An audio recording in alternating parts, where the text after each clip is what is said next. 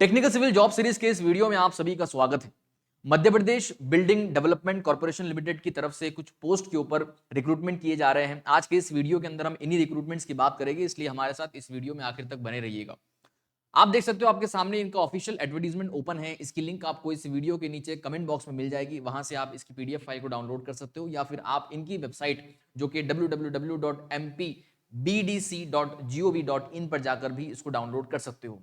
चलिए, तो ये जो एडवर्टीजमेंट है यहां पर साफ साफ लिखा हुआ है कि मध्य प्रदेश भवन विकास निगम लिमिटेड की तरफ से कुछ खाली पोस्ट हैं जहां पर अभी फिलहाल कुछ कैंडिडेट्स को रिक्रूट किया जा रहा है। आइए देखते हैं इसमें डिटेल में पढ़ के इसको। यहां पर आप देख सकते हो ये intent to fill various post on contract base initially. शुरुआत का जो 1 साल है वो कॉन्ट्रैक्ट बेस पर रहेगा, उसके बाद फर्दर एक्सटेंड हो सकता है, बट वो डिपेंड करता है आपके परफॉर्मेंस के ऊपर। ठीक है, इसलिए ये बात ध्यान रखी जाए कि ये कोई परमानेंट जॉब नहीं है। 1 साल के कॉन्ट्रैक्ट के लिए होगी। आपका अगर परफॉर्मेंस काम वगैरह अच्छा लगा, आपकी जरूरत रही, तो आपको एक्सटेंशन दिया जाएगा। ठीक है, कैंडिडेट्स एप्लीकेशन जो भी है, इनवाइटेड एलिजिबल जो भी रहेंगे, उनकी डिटेल्स यहां पर दे रखी है। तो आप इस टेबल के अंदर देख सकते हो सबसे पहली जो पोजीशन है वो है डेप्यूटी जनरल मैनेजर सिविल के लिए। ठीक है, डेप्यूटेशन कॉन्ट्रैक्ट बेस पर रहेगा और ये 75,000 पर मंथ की इसकी सैलरी रहेगी। यहाँ पर जो टोटल नंबर ऑफ पोस्ट है वो 4 वैकेंट हैं, जिसमें एसटी के लिए 3 है और एससी के लिए 1 है।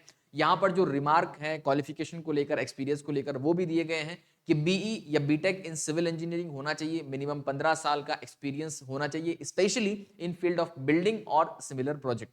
दूसरा यहाँ पर पॉइंट दर्शाया गया है, working on similar post of executive engineer और असिस्टेंट इंजीनियर इन गवर्नमेंट और सेमी गवर्नमेंट और पीएसयू या लिमिटेड कंपनी।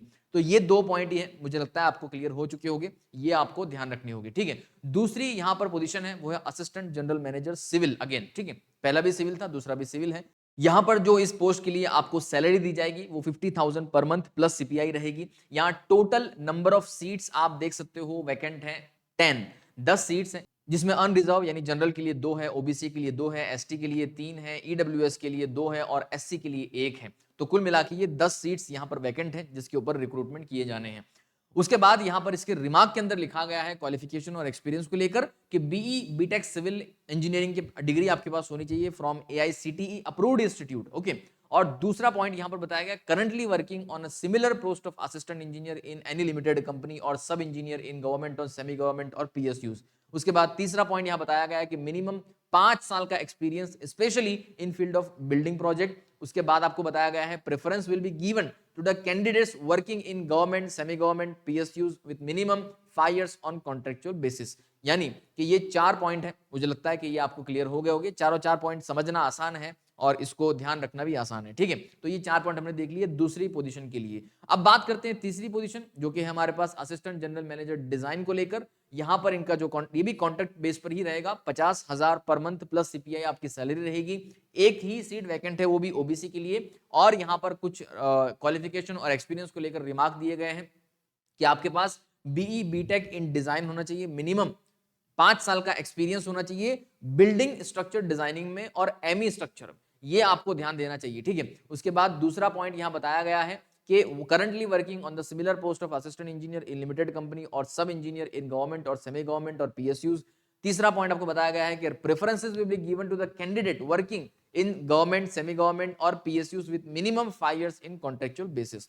तो ये 3 पॉइंट है इसमें अगेन, जो कि तीन आपके लिए इंपॉर्टेंट है। ओके, उम्मीद है आपको समझ में आ गए होंगे। अगर आपको इत्मीनान से पढ़ना है, ध्यान से पढ़ना है आखिर में, तो आप इसकी पीडीएफ फाइल डाउनलोड करके आराम से पढ़ लीजिएगा। ठीक है, अभी मैं सरसरी तौर पर आपको बता रहा हूं। उसके बाद चौथी जो पोजीशन यहां पर वैकेंट है या उसके बारे में बताया गया वो है असिस्टेंट जनरल मैनेजर आर्किटेक्ट। ठीक है, यहां पर आपको 50,000 प्लस सीपीआई पर मंथ आपको सैलरी दी जाएगी। ओबीसी के लिए ही ये एक सीट खाली है और यहां पर बताया गया कि आपके पास बी आर्किटेक्चर मिनिमम 5 साल का एक्सपीरियंस होना चाहिए, स्पेशली बिल्डिंग और सिमिलर प्रोजेक्ट के अंदर। करंटली वर्किंग आप होने चाहिए या तो लिमिटेड कंपनी में, सब engineer government, semi government, PSU वगैरह में। और यहां पर बताया गया कि प्रेफरेंस किसको दिया जाएगा, वही अगेन जो ऊपर कहा कि भाई आपके पास अगर आपने गवर्नमेंट या सेमी गवर्नमेंट या किसी पीएसयू में काम किया है किसी सिमिलर पोजीशन के ऊपर, जो कि आपके पास मिनिमम 5 साल का एक्सपीरियंस है उसका, तो आपको ज्यादा प्रेफरेंस दिया जाएगा या पहले प्रेफरेंस दिया जाएगा, ठीक है। उसके बाद 5वीं पोजीशन है जो कि लीगल एडवाइजर के लिए है, और वो हमारे लिए सिविल इंजीनियर के लिए जरूरत नहीं है, इसलिए हम उसको नहीं पढ़ रहे हैं। उसके बाद मैनेजर के लिए कॉन्ट्रैक्ट बेस पर, ये भी सिविल इंजीनियर के लिए नहीं है, तो इसको हम कवर नहीं कर रहे हैं। अकाउंटेंट है 7वां, वो भी सिविल इंजीनियर के लिए नहीं है, तो इसको भी हम कवर नहीं कर रहे हैं। 8वां जो पोस्ट है यहाँ पर वो है कैड ऑपरेटर। कैड ऑपरेटर है, कॉन्ट्रैक्ट बेस पर है, और 25,000 प्लस सीपीआई आपको पर मंथ सैलरी दी जाएगी। यहाँ पर आपको टोटल नंबर ऑफ सीट जो वैकेंट है वो 2 है, एक जनरल के लिए है, एक ओबीसी के लिए है, ठीक है। यहाँ पर आपको रिमार्क्स के अंदर बताया गया है क्वालिफिकेशन और एक्सपीरियंस को लेकर कि diploma in civil design architect engineering होना चाहिए आपका, 5 साल का वर्किंग एक्सपीरियंस कोई गवर्नमेंट, सेमी गवर्नमेंट या लिमिटेड कंपनी में होना चाहिए, with 3 years experience in computer aided design of project, यानी कैड वगैरह में आपका 3 साल का एक्सपीरियंस होना चाहिए। प्रेफरेंस किसको दिया जाएगा, तो जिसने 3 साल एटलीस्ट गवर्नमेंट, सेमी गवर्नमेंट या पीएससी किसी पीएसयू में काम किया होगा कॉन्ट्रेक्चुअल बेस पर, तो उसको प्रेफरेंस पहले दिया जाएगा। तो कुल मिला के ये कुछ हमारी सीट्स थी, वैकेंट थी, जिसके बारे में जानकारी दे रखी थी। ये एमपी के अंदर रिक्रूटमेंट होने वाले हैं, ठीक है। उनका जो डेवलपमेंट डिपार्टमेंट है उनके अंदर ये रिक्रूटमेंट होने वाले हैं, तो इसकी अभी हमने वैकेंसी देख ली। अब यहाँ पर इसकी एप्लीकेशन फीस कितनी होगी, तो 250 रुपए पर कैंडिडेट ये एप्लीकेशन फीस है जो कि आपको एमपी ऑनलाइन पर पे करनी पड़ेगी, ठीक है। लास्ट डेट इसकी कब है, तो ये भी ध्यान से सुन लीजिएगा कि application is required format along with the copies of certificate in support of the age, qualification, experience, caste certificate, MP domicile certificate should be submitted through MP online from 3/7/2023 से 25/7/2023। आज है 22/7/2023, आपके पास अभी और 3 दिन बचे हैं, 23, 24, 25। आप चाहो तो इन 3 दिनों के अंदर इसके लिए अप्लाई कर सकते हो, और उसमें अप्लाई करने के लिए आपको कुछ डॉक्यूमेंट्स की जरूरत पड़ेगी। आगे इसकी डिटेल्स दे रखी है, हम उस पर भी बात करेंगे। ध्यान दीजिएगा, एक और चीज आपको यहाँ पे बताई है, candidates should also submit the acknowledgement slip along with the relevant document to the chief general manager, यानी एचआर जो भी होंगे, वो एमपी बीडीसी के जो भी एचआर होंगे वहां पर आपको ये इसकी एक्नॉलेजमेंट स्लिप भी देनी होगी। अगर आप ऑनलाइन अप्लाई कर रहे हैं तो ऑनलाइन आपको एक एक्नॉलेजमेंट स्लिप मिलेगी, वो भी आपको जमा करवानी पड़ेगी, along with the proof of payment processing up to fee up to 31/7/2023। तो ये यहाँ पर कुछ जानकारी थी। उसके बाद सिलेक्शन प्रोसेस के बारे में आपको बताया गया कि सिलेक्शन कैसे होगा, तो यहाँ पर ध्यान से सुनिएगा, ये बहुत इंपॉर्टेंट चीज है, अक्सर लोग इसके अंदर कंफ्यूज रहते हैं। तो पहला क्या है यहाँ पर कि the online application received from all the candidate shall be screened, यानी सबसे पहले जितनी भी एप्लीकेशन रिसीव होगी उनको ऑनलाइन, उन सभी को वो चेक करेंगे, स्क्रीन करेंगे। और उसके बाद दूसरा क्या, the criteria regarding weightage of the minimum qualification, additional qualification, experience in similar organisation shall be follows, यानी जो आपको रिमार्क में बताया गया था कि भाई आपकी क्वालिफिकेशन क्या है, एडिशनल क्वालिफिकेशन क्या है, एक्सपीरियंस क्या है, वो सॉर्ट आउट करेंगे, और उसके बेसिस पर जो पहले प्रेफरेबल होगा उनको प्रेफरेंस दिया जाएगा, ठीक है। और यहाँ पर मार्किंग क्राइटेरिया वगैरह दे रखा है। डिप्टी अगर जनरल मैनेजर सिविल की बात की जाए तो पर्टिकुलर्स में आपको बताया गया कि प्रोफेशनल क्वालिफिकेशन, ग्रेजुएशन में क्वालिफाइंग मार्क आपके 60% टू 70% होनी चाहिए, है ना, तो वहां पर आपको मार्क जो है 20 दिए जाएंगे। अगर आपका ग्रेटर देन 70 या 75 है तो आपको 5 एडिशन दिए जाएगा। तो इस तरह से ये आपको बताया गया कि मार्किंग किस तरह से आपकी होगी यहाँ पर, है ना। प्रोफेशनल एक्सपीरियंस अगर है आपका तो देखो उसके 40 मैक्स मार्क है, मैक्सिमम 40 मार्क्स आपके प्रोफेशनल एक्सपीरियंस के होंगे, प्रोफेशनल क्वालिफिकेशन के आपके 40 मार्क्स होंगे। तो इस तरह से ये सारी चीजें आपको बताई गई हैं, ठीक है। और ये कैसे बताया है, ये आपको ब्रेक डाउन करके भी यहाँ पर शो किया गया है कि ये कितने मार्क किस चीज की होंगे, है ना।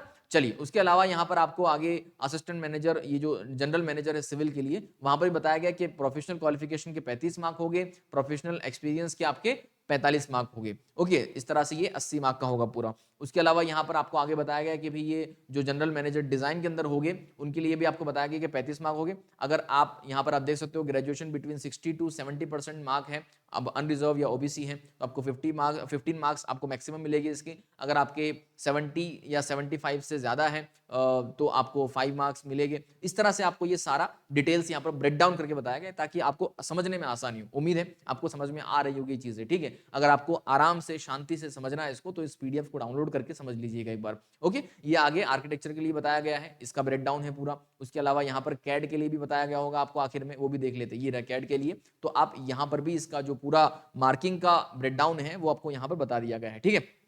उसके अलावा यहाँ पर और भी कुछ इंपॉर्टेंट पॉइंट्स या डिटेल्स दे रखी है, मैं चाहूंगा आप इनको आराम से पढ़ लीजिएगा। एज लिमिट के बारे में यहाँ बताया गया है, चौथा पॉइंट कि भाई आपकी जो एज लिमिट है मिनिमम वो 23 साल की होनी चाहिए और मैक्सिमम 63 साल की होनी चाहिए। और जो आपका कट ऑफ डेट है यानी एज का जो डेट है वो 1/6/2023 है, यानी 1/6/2023 के दिन आपकी एज 23 साल से ज्यादा होनी चाहिए और 63 साल से कम होनी चाहिए, ये आपको ध्यान रखना पड़ेगा। अब डॉक्यूमेंट कौन कौन से रिक्वायर्ड है, इस पे जरा ध्यान दीजिएगा कि जो भी कैंडिडेट आप यहाँ पे अप्लाई कर रहे हो और आपका अगर वहां पर शॉर्टलिस्ट कर लिया था आपको, तो कौन कौन से डॉक्यूमेंट्स आपको जरूरत पड़ेगी। यहाँ पर बताया गया कि हायर सेकेंडरी और higher school examination certificate in support of date of birth, यानी डेट ऑफ बर्थ के लिए आपको ये देना पड़ेगा। उसके अलावा सर्टिफिकेट ऑफ डिग्री या पोस्ट ग्रेजुएशन या OMR शीट, सॉरी मार्कशीट है ना, फ्रॉम रिकॉग्नाइज यूनिवर्सिटी, वो भी देना पड़ेगा। उसके अलावा आपको यहाँ पर वर्क एक्सपीरियंस सर्टिफिकेट भी देना पड़ेगा, कास्ट सर्टिफिकेट भी देना पड़ेगा। अगर आप एक रिजर्व कैटेगरी के कैंडिडेट हो और आप उस पोजीशन पे अप्लाई कर रहे हो तो आपको वो कास्ट सर्टिफिकेट भी देना पड़ेगा, डोमिसाइल सर्टिफिकेट भी देना पड़ेगा in case of candidate applying for against reserve post, है ना। उसके अलावा candidate serving in government, semi government वगैरह, तो वहां की NOC भी देनी पड़ेगी आपको। फोटो आइडेंटिटी कार्ड जिसमें passport, driving licence, voter ID, bank passbook वगैरह एक्सेप्टेबल है, तो इनमें से कोई भी चीज एक आप दे सकते हो। प्रूफ ऑफ परमानेंट एड्रेस आप दे सकते हो, आधार कार्ड वगैरह वो भी दे सकते हो। और विडो या डाइवोर्सी वुमेन अगर कैंडिडेट है तो उनको एफिडेविट सर्टिफिकेट वगैरह भी प्रोवाइड करना पड़ेगा। तो ये कुछ डॉक्यूमेंट्स हैं जो आपको लेने पड़ेंगे अगर आपका नाम शॉर्टलिस्ट किया जाता है तो, ठीक, इंटरव्यू के लिए। उसके बाद यहाँ पर आपको साफ साफ बता दिया गया है कि मध्य प्रदेश जो डेवलपमेंट विभाग है वो रिजर्व करता है सारे राइट। इसमें अगर वो इंक्रीज करना चाहे पोजीशन को तो इंक्रीज भी कर सकता है, अगर वो पोस्ट डिक्रीज करना चाहे तो डिक्रीज भी कर सकता है ना। तो ये सारे राइट्स उनके पास हैं। अभी ऐसा नहीं है कि इसमें आपको जितने इस एडवर्टीजमेंट के अंदर नंबर ऑफ पोस्ट बताई गई है उतनी ही रहेगी, इसमें कम ज्यादा हो सकती है, ये इनके पास राइट इनके रिजर्व्ड है, ठीक है। अब ये टेन्योर ऑफ द कॉन्ट्रैक्ट क्या है ये भी ध्यान से सुन लीजिएगा। तो contract basis initially for 1 year which can be further extended with manual consent as per the performance of the candidate and requirement of the MPBDC, यानी MPBDC के रिक्वायरमेंट के हिसाब से, परफॉर्मेंस के और कैंडिडेट के परफॉर्मेंस के हिसाब से म्यूचुअल कंसेंट के ऊपर आपके 1 साल के कॉन्ट्रैक्ट को आगे एक्सटेंड किया जा सकता है, लेकिन इनिशियली ये आपको 1 साल का ही कॉन्ट्रैक्ट दिया जाएगा इसका जॉब का, ठीक है। अब इंपॉर्टेंट डेट्स भी यहाँ पे बता दी गई है कि ये भाई देखो आपका जो डेट ऑफ रिलीज है वो 12/6/2023 को हो चुका था रिलीज, लेकिन इसका जो एक्टिवेशन है यानी ऑनलाइन एप्लीकेशन जो आपकी शुरू हुई है वो 3/7/2023 से हुई। आखिरी तारीख इसकी 25/7/2023 है। यहाँ पर जो टेंटेटिव डेट है शॉर्टलिस्ट करने की या कैंडिडेट की लिस्ट आउट बाहर निकालने की वो 10/8/2023 है। डेट ऑफ इंटरव्यू आपका 17/8/2023 है। और यहाँ पर publishing of selected candidate list यानी जिनको सिलेक्ट कर लिया गया उनकी लिस्ट पब्लिश होगी 18/8/2023। ये अगेन कुछ टेंटेटिव डेट्स हैं, है ना, इसमें आगे पीछे हो सकता है, आपको MP ऑनलाइन पे जाकर इसकी अपडेट सारी लेती रहनी पड़ेगी। ओके, चलिए, तो ये कुछ इंपॉर्टेंट डिटेल्स थी इस वैकेंसी के बारे में, इस रिक्रूटमेंट के बारे में। उम्मीद है आपको सारी जानकारी समझ में आई होगी। अगर कोई कंफ्यूजन, कोई डाउट रहता है तो आप मुझे कमेंट के अंदर बता सकते हो। इसकी PDF फाइल आपको हमारे कमेंट सेक्शन के अंदर मिल जाएगी, इसकी लिंक आप वहां से डाउनलोड कर सकते हो। इसी तरह की और अपडेट पाने के लिए आप हमारे साथ बने रहिएगा। मिलते हैं अगले वीडियो में, धन्यवाद।